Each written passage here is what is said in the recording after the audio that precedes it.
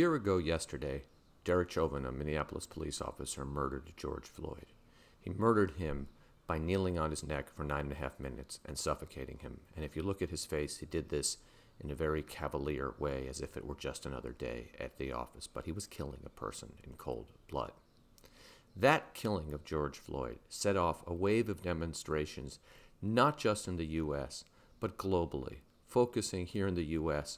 on consistent and systemic racism on the part of security forces and society more broadly, specifically towards African Americans. This was the kind of second wave of the Black Lives Matter movement, which we first saw around 2014 in Ferguson, Missouri. We are now a year past this.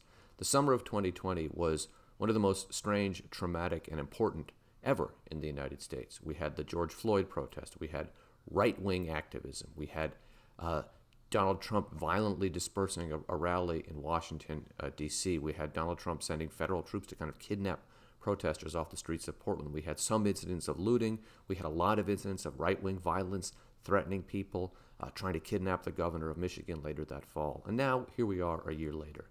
And in some senses, a lot has changed. We have a different leader in the White House. There is a calm over the United States. There is a feeling that the worst of COVID has passed. But there is agonizingly little progress on the core issue here, the systemic racism and the police racism. We've made some progress, but we've also seen a backlash.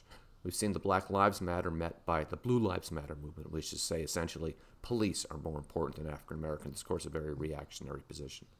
A year later, we've made some progress, but we still have a lot of work to do, and it is clear that the deep systemic racism in American society is not going away without a fight.